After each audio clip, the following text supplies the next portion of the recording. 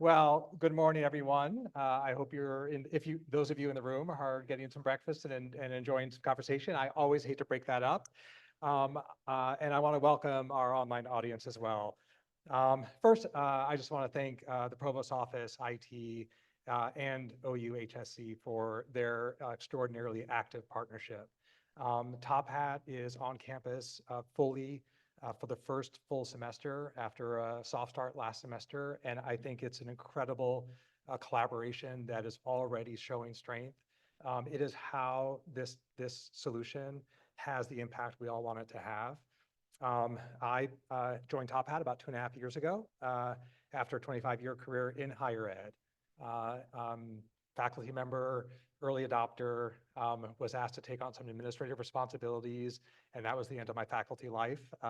And I've led 2 centers for educational innovation, and ultimately I was Chief Strategy and Innovation Officer at Ohio University, leading broad scale innovation and change. And Top Hat was a partner back in 2016 at Ohio University. And after seeing the profound impact they had on our campus and our students, I became associated with that company. I was on their advisory council and joined 2.5 years ago as the Chief Academic Officer. So I'm Brad Cohen. I'm very happy to be here this morning and appreciate all of you choosing to spend your time with us this morning. So as I was thinking about what I might share today, I had an old colleague and a friend come to visit our house this summer after a year sabbatical in Germany. Along with getting some research done, she picked up a smoking habit. Everyone in Berlin smokes apparently, so you might want to avoid Berlin. She spent the weekend with us, and we got to talking naturally about how she was thinking about returning to the classroom this fall and how she'd been thinking through her AI challenge. And she admitted that she had been really struggling to think through this. She was playing with AI, getting familiar with ChatGPT. And when I say AI, I'm talking about generative AI, so I'm just going to shorten it. So she'd been getting acquainted with it and really beginning to think through how she might adjust her assignments and activities in class to incorporate it into her experience. But she was really kind of in this moment of struggle. And so I asked her if she had sought ChatGPT's help. Had she considered leveraging that AI to help her think through this in some way, give her some ideas, brainstorm, do something? And she admitted that it hadn't occurred to her to do this. This kind of thought first about the student experience is something that I saw not only in that conversation, but in many, many conversations with faculty over the summer, over the past year, and at the UCF conference just about 6 weeks ago, which was their second annual conference on teaching and learning with AI. There were over 800 faculty there. Almost every presentation focused on early adopters who are finding their way forward with some interesting solutions to create engaging activities for students that leverage AI. But there was no conversation about what she had failed to see, this opportunity to think about AI as what Ethan Malik characterizes as a co-intelligence, as something that you can leverage to actually do your work more efficiently, more effectively, more interestingly, and kind of think through it. So I thought one thing I might spend some time on here is that idea. How can we leverage AI to advance our own work here? There was a second theme that emerged in my conversation, really both with her, but especially at the conference. The faculty that I spoke with were really kind of stuck still in this moment of, I know, or I think I know that I need to put AI into play in my course, but I don't have any idea where I start from. Like, how do I make decisions about this? And given my history, having spent 2 decades trying to help faculty think through their technology decisions in their teaching and learning environment, this was a familiar encounter. Faculty sometimes just don't have the foundation that really helps guide them in ways that they can then share with their students as decisions that are meaningful and correct for either using or not using AI. So I think at this moment, it's perfectly appropriate for faculty to make decisions across the spectrum. In fact, one of the presentations that got a lot of love at the conference was the red, yellow, green idea. Throughout the course, I may say, go all in on AI, and here's some thoughts about it, or just, you're on your own, use it or don't. Others where it was cautionary. You can use it, but I want you to use it in, very carefully, these specific ways. Watch out for these kinds of issues. Or red, it's off limits for this particular activity. Any choice like that, and I'll come back to this in a moment, is going to require us to explain to our students. So I'll return to this idea. So I believe there is an opportunity for us to bring more energy and experimentation to the front end of our work. How can AI help us design and deliver better course experiences? And I think there's a need to ground ourselves in a more intentional practice as a way into decision-making around AI. So what I'm going to do is try to put these two thoughts together in about 30 minutes, because I want to make sure we have some time for a conversation, and give you some thoughts about how I think evidence-based practice can help us through this particularly disruptive moment, and suggest that AI may in fact offer some assistance in advancing our practice. So I want to start by getting a sense of who I'm with.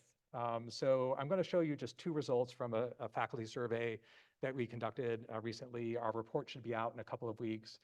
We had about 350 responses, and we asked, among other things, what are your concerns about AI? And you can see here that we have very deep and broad concerns in this population.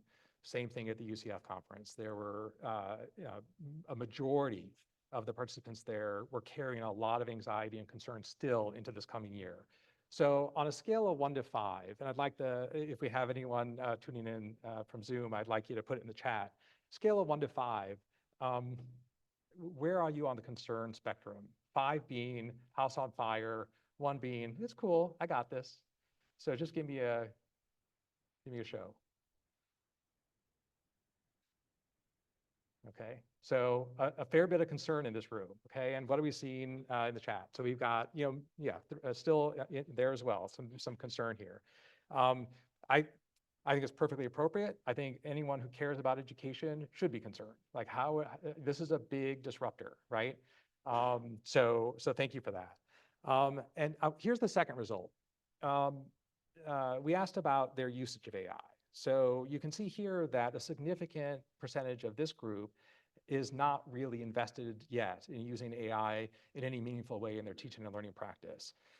We have some are using it occasionally, and some who are really all in using it daily, very small minority. So where does this group stand on that? So 1 to 3. 3, you're using it very heavily.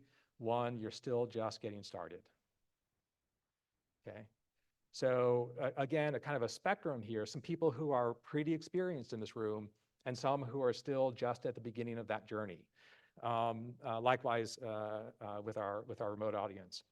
So this is helpful for me just to kind of pace this talk, but also I think there's an opportunity to, as I like to say, feed 2 birds with 1 scone here. So I think there's an opportunity to put AI and competency development or understanding development together with evidence-based practice in a way that mutually reinforces one another. So for those of us who have been around a while, speaking of myself, it's hard not to see a bit of deja vu or be experiencing some deja vu here. This conversation feels very familiar to those of us who were in the classroom when the internet came at us. The same concerns, in fact, that we've suddenly damaged academic integrity, that we are no longer relevant, or the value has been diminished in some way of what we are offering, and concerns that this is going to damage students, damage learners in some way. It's going to incapacitate them. So these are very familiar concerns. And so I want to suggest 2 quick points here. First, if you need it, grab this for some perspective. We got through that. We're going to get through this, right? We're going to find our way forward as individuals, as universities, as an industry. This is going to work out for us. So if you need that, cling to it, right? Second, I think the best way forward here is, as it was then, was to develop much greater clarity around the fundamentals. What are we trying to do? How are we trying to create and construct intentionally a learning environment that maximizes the opportunities for our students, that does all we can to ensure that all of our students have the best opportunity to learn. And it's in that context that you can then navigate what are going to ultimately be very fine-grained decisions about when and how and in what way you want to bring AI into your students' experiences and into your classroom. So I want to keep returning to this notion that, hey, there's a history here that we can leverage that might be very helpful. I am not going to dwell on this, but the challenge of academic integrity remains really uppermost in people's minds. And so I think it's only fair to say some things about this. So I want to offer a few quick remarks. First, I think Jose Bowen is absolutely right. We should not be talking about academic integrity. We should be talking about integrity, full stop. The conversation with our students should be about, how do you want to go through the world? What kind of character are you going to exhibit in the choices you make throughout your life? If we talk about academic integrity, we're suggesting to them this is some unique norm field that they can, some game that they can opt out of, and it's separate from everything else in their life, right? So there's a real power in saying, this is not about academic integrity. This is about integrity, full stop. This is about your character, about the way you decide how to be present in a community, in this world. So I think that's really powerful advice, and I encourage you to embrace that. The second thing I want to suggest is, and many of you I've talked to already about this, cheating is nothing new. There are many reasons why people cheat. They're well documented, and it's been going on for a very long time. The good news is, the evidence suggests over decades of survey and research that there isn't more cheating now than there's been in the past. It's very constant. That's the good news. Anyone know what the bad news is? It's still there, but worse than that, on average, the evidence suggests about 70% of students will cheat at some point in their learning experience. So it's prevalent. There's a lot of cheating going on. So I'm not sure what we do with that, but I think it's important to acknowledge that this is just, the problem that we've always faced. And I have some thoughts about actually what we might do about that. So the third remark I'll make about this is that I do think AI is putting some unique pressure on us when we take that in conjunction with a number of other forces that are in play that are bearing down on higher ed. And I won't enumerate that, but there's a lot going on, and AI in this moment is creating I think a renewed and very fierce kind of version of urgency and the need to kind of work through this problem in a unique way, and work much harder to motivate our students. And you all, I'm sure, are able to speak to this. So I do think there are a couple of things that we should be leaning into. So one is Jim Lang's advice. Can we create an environment where the students are really motivated and curious and interested and engaged by big questions? Can we keep those big questions in front of them and keep them, really working toward participating in that pursuit of discovery? Beyond that, we are going to have to be much more transparent in our teaching practice. If we're trying to get them to develop a skill or some knowledge or some understanding, we're going to have to explain to them why that's valuable in a way that resonates with them. So how do we connect it to what they care about in the world? How do we connect it to their career aspirations? I didn't mention this, I think. I am trained as an analytic philosopher, so I'm not going to give up the idea that education is in part to help people find their way toward the good life. So it's beyond a career, this work that we do. It's more important than that. And I think there's an opportunity to make connections between what we're asking students to do in the classroom and how that ultimately is important for them as helping them navigate through life. And so if they're undermining their own development by leveraging AI in inappropriate ways, we want to make those consequences clearer to them. Okay, so if we can come back, I'm going to try to make time for conversation so we can certainly come back to this issue. There's a lot more to say, certainly. And in fact, look, here's one way, simple way that AI can help. You can ask it for help in navigating course challenges like this. Like, how can I increase student intrinsic motivation? How can I get them to be engaged in ways that might reinforce a commitment to integrity? Of course, if I were you at this particular university, I wouldn't go to ChatGPT. I would go to Geneva Murray, who I think is over here somewhere. She's looking, she wants to disappear, but Geneva and I actually work together at a high university. She is a phenomenal resource for this university, and with challenges like this, is an incredible partner to think through these challenges. So Geneva, it's good to see you again, and thank you for that. Sorry, I should say. So anyway, I'm getting ahead of myself, because before we get to that, I want to talk a little bit about the fundamentals. If we're going to get serious about teaching and creating a learning environment that is one where students are given the best opportunity to succeed, that requires a very intentional approach. And I assume most of us are familiar with something like this backward design model, where we start with what we're trying to get our students to know and be able to do. And from there, we consider how we're going to reveal to them and to us that they're making progress and ultimately achieving those outcomes that we want them to achieve. That's the assessment piece. And then third, we think about the instructional activities. What are we going to do with them? What are we going to ask them to do with each other? What are we going to ask them to do on their own? What kind of experiences are we trying to encourage them to commit to that will help them succeed on those assessments and achieve those outcomes? So that's the backward design process. As we'll see, I think AI might be able to help us with each of these dimensions. One of the things that concerned me at the UCF conference were a number of the presentations, and in my conversation with my friend, a number of folks are thinking about this assessment. I mean, the assessment space and the activity space for students, and they're not being careful to maintain a really good and strong alignment between all three of these elements. If you have outcomes, but you don't have any assessment of those outcomes, you have a misalignment in your course, and students are experts at sniffing out misalignment. If it's not being tested, it's not important, right? So the alignment of all three of these pieces is really, really an important component of this design experience.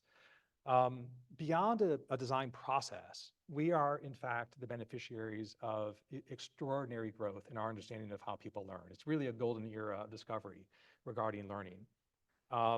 And evidence-informed practices like surfacing prior knowledge, and perhaps more importantly, especially in the sciences, prior misconceptions, scaffolding metacognitive abilities so students are able to develop a reflective practice to understand what strategies are working for them and what are not working for them, to become self-directed learners, fostering belonging and connecting learners to the communities that they care about, creating community in the classroom and connecting them and this course to the communities they identify with and care about outside that course.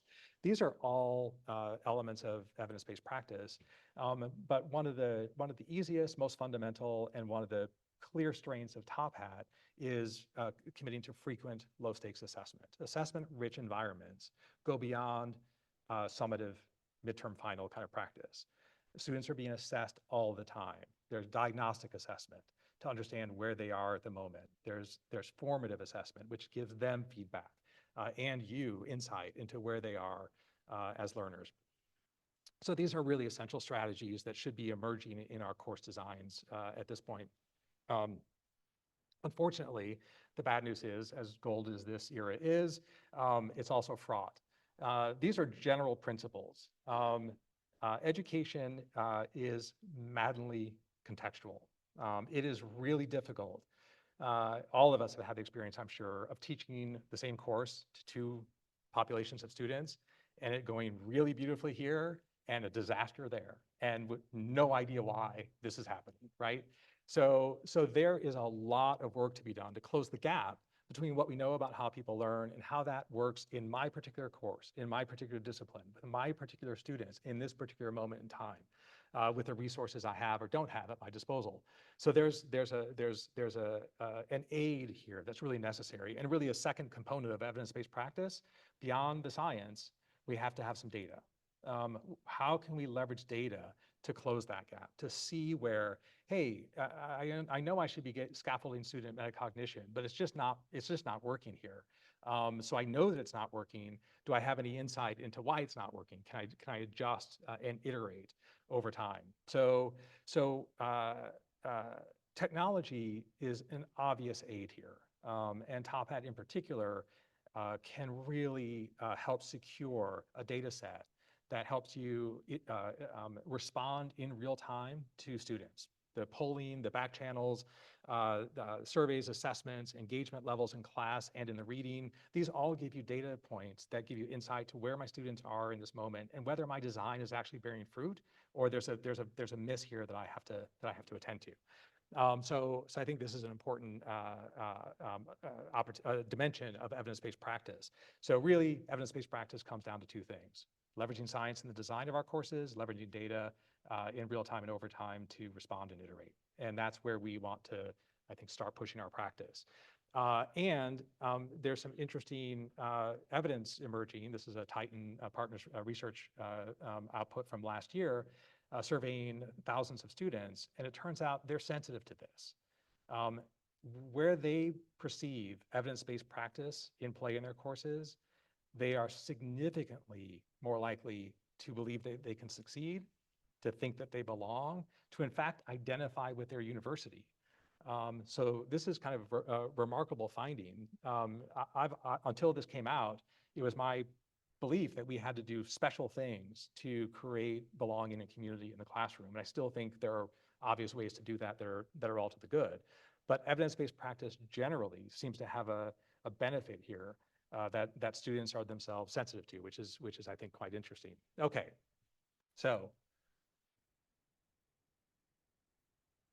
what does this have to do with AI?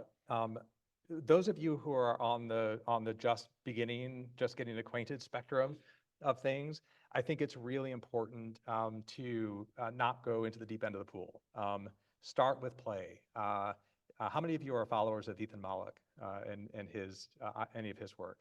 Okay, this is surprising to me. So Ethan Malik is somebody who everyone should be following who cares about AI in education. He is really one of the thought leaders in the world right now working on this difficult problem. And I've got some resources at the end of the slide. We'll make sure you all get these slides so you'll have access to the resources so you can get that name and follow him. But he is, I think, the master at play. I can't compete with him at all. Any of you who are familiar with the question game from Rosencrantz and Guildenstern are dead, he does that. He went to AI and just said, I think French garlic bread. And all he kept doing was saying garlic bread, garlic bread, garlic bread. And he's trying to figure out, what is this thing? What is this thing I'm interacting with?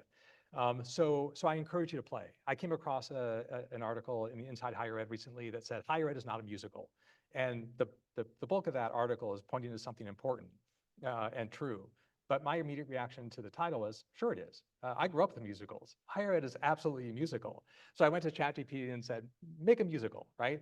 And the first thing it gave me, which you see just a snippet of here, was this really lame coming of age kind of narrative. And I was like, that's terrible. So I said, make it about faculty. It got a little bit better. Make it about administrators. It got a little bit better. Make it a comedy. And then it was just gold, right? So I would encourage you to kind of, be playful with this thing. It really helps both to get comfortable and acquainted, but also to see where it's weird and where its limits might be. The image here, by the way, I am not gifted at visual communication. So I am stretching myself, leveraging AI to kind of find my way forward here. And again, being playful. This is what I got out of the image generator. Okay, so getting a bit more concrete here. One simple way to get started more seriously with leveraging AI as a kind of partner here is to think about what it might deliver in terms of your learning objectives. I am a proponent of DThink's creating significant learning experiences. Um, this is a framework that I've used and that many faculty that I've worked with have used. And it's the first time in my career where I had students coming up well beyond the course's end to talk to me about how impactful the course was. So this is a model that can have real impact on students. It's a backward design process on steroids, if you like. But at the core of this work is a proposed new taxonomy. And he regards this as a revision of Bloom's taxonomy. So I'm not going to go into the details of this, but you can actually ask ChatGPT to revise your current learning objectives leveraging this model and see what comes out. And I've done this. It's quite good and it's quite interesting. But you don't have to use DThink. You can go to Bloom. How many of you knew Bloom had 3 taxonomies? A couple of you did, yeah. So back in the 1950s, conversations about the affective domain were already in play. Again, being an analytic philosopher, affective outcomes were not really comfortable for me. As much as I love Fink, the whole left side of his taxonomy was very hard for me. And caring, which is one of the components of his taxonomy, was just beyond my reach. The idea here is that you get students to care in ways that persist after the course. They commit to developing a certain kind of capability. They commit to applying what you've taught them in the course. They commit to ethical, more robust ethical practice, for instance. They commit to service, some kind of outcome where they take a caring component forward. I certainly hoped when I taught my courses that students grew an interest in ideas. I'd hoped that they might move forward more ethically and in more sophisticated ways in their ethical thinking. But it wasn't explicit. I didn't design anything into the course to try to cultivate it, and I certainly didn't assess it. So what's powerful about this model is kind of getting that sort of movement going, and this is an example, really abstracting away from caring. This is a really good example of AI as a thought partner. I didn't know how to really do this well. So I asked AI, give me multiple versions of a caring outcome for a philosophy of mind course. And these are really quite good. And so I can take these, I can iterate with them, I can refine them, and then I can carry them forward in my design process and build out a really important component of my course. So there's powerful opportunities for AI to assist us in this way. Another really good use is to focus on specific evidence-based practices. So here, metacognition is, in my experience, an underdeveloped component of many courses. We often don't do a lot to help students develop in this space.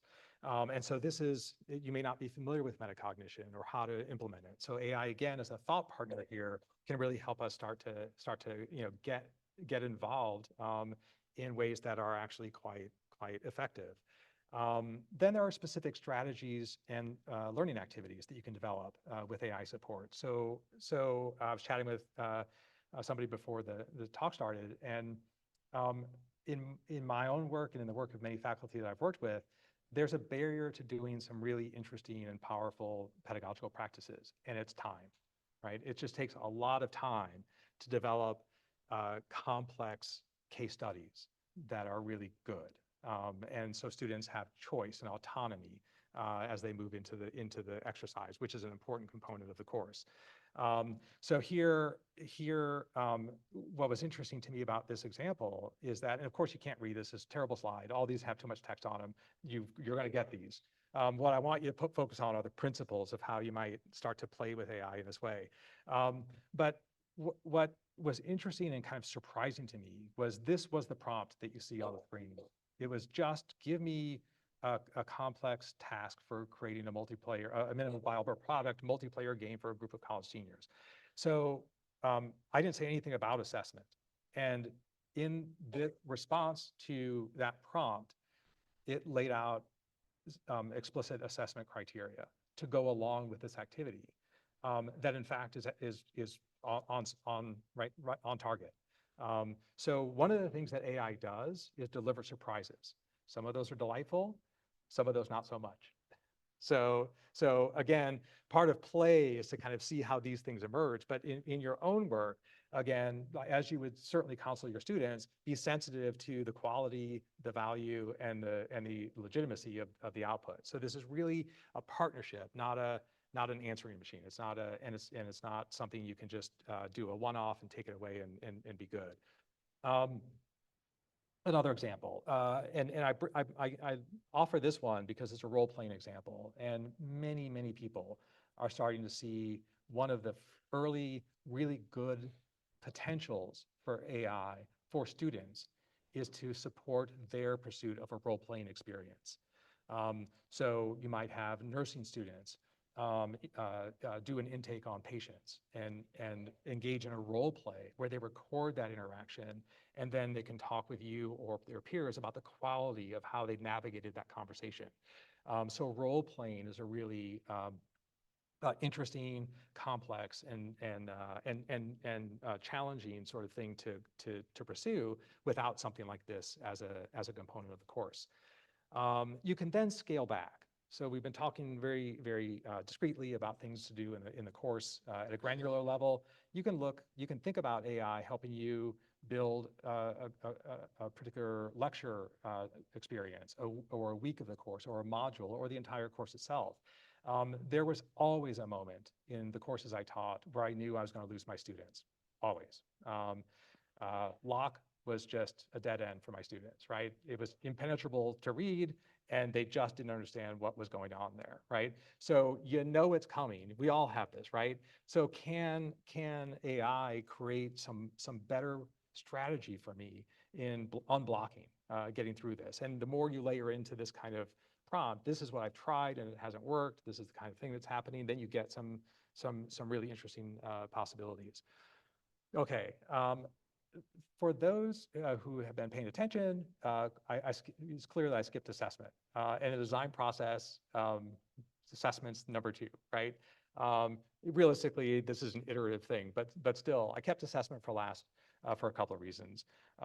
First, thank you. First, it's very difficult to make change in assessment practice. In fact, I've encountered faculty whose assessment practice is by committee. So innovating around assessment is not easy. It's also fraught in ways that we're all comfortable with, but it's really an important step to take here. One of the big concerns about assessment, moving from midterm final, is that you're increasing your workload, and it becomes unmanageable. So there are, of course, solutions to that. One of which naturally is Top Hat. You're going to see more about this later today if you haven't already, but one of the things that we have built into Top Hat, leveraging AI, is the ability to really, at the click of a button, insert assessments into the student experience. Upload your slides, click on some of the slides, have it build some questions to interrupt your lecture, and give students an opportunity to interact and get some feedback, and in the content as well. So as they're reading, highlighting some paragraphs, creating an assessment, and giving them a low stakes assessment experience. So these are certainly worth pursuing. Outside of Top Hat, I want to offer just a couple of additional ideas, and then I'll wrap up here. At the course design level, you can ask AI for a full plan. Look, I want an entire assessment plan to go with this course, but I want it to be learner-centered. I want it to be evidence-based, and you get some, again, as a thought partner, some interesting results. This is really to emphasize that there's a new way to work with AI. When it came out last year, there was a tremendous amount of focus on architecting the perfect prompt. You had to become a prompt engineer. You had to learn this whole new skill. Now, really, all you have to do is have a conversation. So really think about this not as a search experience, but as a way to interact with some weird new thing. So this iterative ability, What I've done here is ask, what is student-centered assessment? Then I've asked it to, it gives me an answer. And I say, okay, use that and give me 5 case studies. And then I said, okay, now put AI into this mix in some way. So you can really kind of iterate with these systems in really interesting and productive ways. So I want to encourage you to really think about approaching it that way. Okay, one last data point from our survey. Those who are AI savvy seem to exhibit greater willingness to leverage AI in the ways that we've explored here. So I do think there's this opportunity to put these two together. Not that there's a causal relationship from the data here, but nonetheless, if you're going to work on developing your AI understanding and capability, why not put it together with trying to move toward a richer evidence-based practice, solve some of the problems that you're experiencing in your course, see if that helps in any way with your work. So there's a lot out there. Ethan Malik is, I can't keep up with him, let alone all the other thought leaders who are helping us through this problem. At the UCF conference, there were all-day breakout sessions. I don't know how many hundred presenters. It felt like, I mean, it was impossible to comprehend all of the examples and models that are coming through. So this last year has been an explosive year in understanding and growth and insight examples to leverage. So don't drink from the fire hose. Like, take it easy, work your way there. But these are some resources for your consideration. I want to highlight the one on the left side of the screen, the work here by Abram Anders. He worked with Top Hat to create a free content module that you can use and modify and engage your students in what really is an important conversations, 30 minutes at most to complete. This is really one of the first things we can do with our students is start having a conversation with them about this. And in particular, talking about ethical use, helping them develop some basic literacy around what this technology is. It's really important, and he's had a couple of years of experience with his students, and this is really, I think, a really invaluable resource. In teaching is a craft. This is something that requires both art and science, and a commitment to process. And if you've tried to pursue a craft, and I have tried to pursue both of these, you certainly know when you attempt to grow, it's not always pretty. So I want to end by really encouraging everyone, give yourself some grace. You're going to try some things, and it's not going to go well, but you're going to learn a great deal from it and move forward. That's how we get better at our profession. So I want to encourage you to play, explore, and apply these ideas in your own course. And I want you to make it visible, because I think that there's a needed conversation beyond how do we get our students to use AI responsibly. How can we use AI in advancing our own work and having more success for more students? So thank you all for participating. We have about 5 minutes for questions. So questions, comments, and anything from the online audience as well. Yes.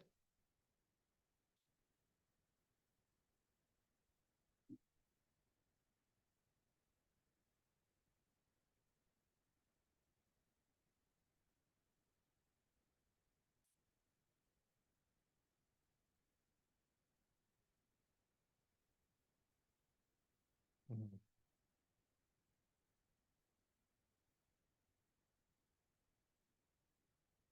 Yeah. So for me, I was impressed by the case studies that it generated.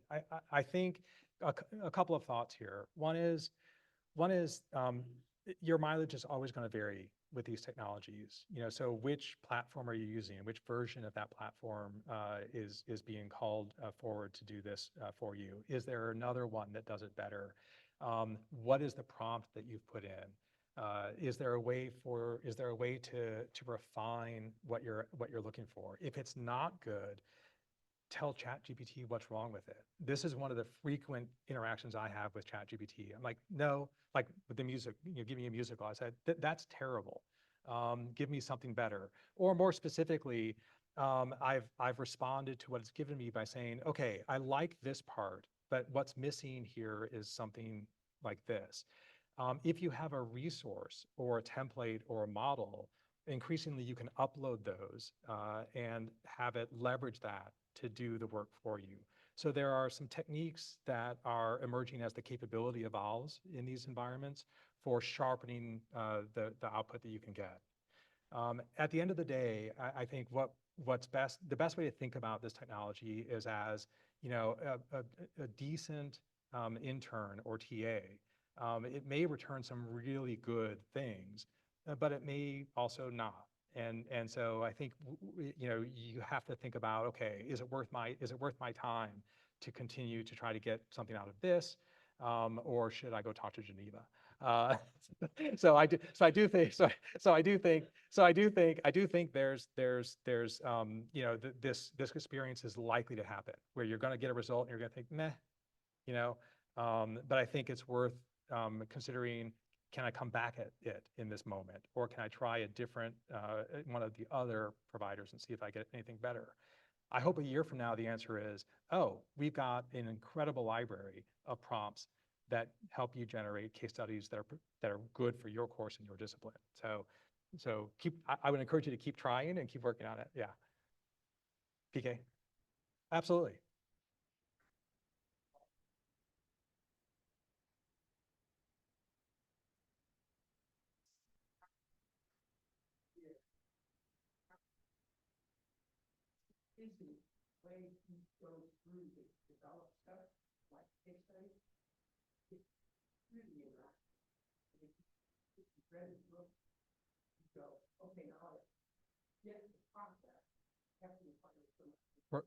Yeah, 1 minute.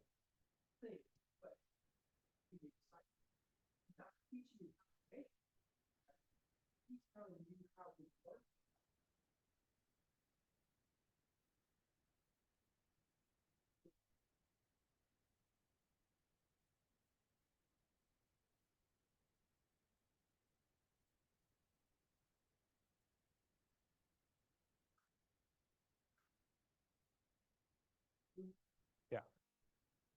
Yeah. So the question just for the remote audience was about case studies and the fact that the experience was suboptimal. And PK is suggesting, again, Ethan Malick's work might be really helpful here. The link I've given you here is, I think it precedes his book, but it contains exactly that, a number of very rich prompts across a number of strategies, and case studies is included there. So that might be a first place to look and see, is there a way I can sharpen the input here? The other thing I would suggest is Jose Bowen's resource, which I also included here. He has a website with a ton of examples of prompts. I don't know if case studies is prominent there, but again, looking for these thought leaders to give us models for how we interact with these is a good place to go. If you're really kind of, I'm sure there must be a there. I think case studies are a really good thing to develop and use AI for, because that's hard material. Like, there's a lot of process work, and AI can shorten that for you. So there's a lot of productivity gain out of using these if you can find your way to it.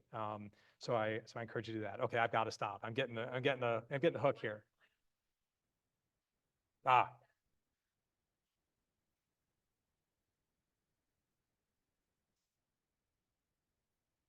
yeah, I wish I had a good answer to that. These are all evolving very rapidly, and they're only I think, temporarily trying to distinguish themselves, but not very clearly at this point. So I think a year from now, we may see, oh, Gemini is the go-to solution for X. If you want this kind of thing, we might want to go in that direction. ChatGPT in this other direction. So I think it's a wait and see at this point, which is why I want to encourage, if you're trying this, um, dip into these different platforms and to the degree that you have access to them, and think about for your own work, which of these is sort of proving out as more valuable to you.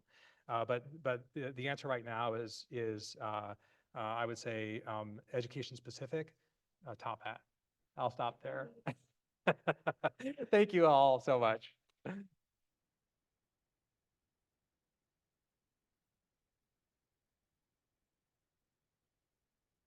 Okay, am I shutting down here? Okay.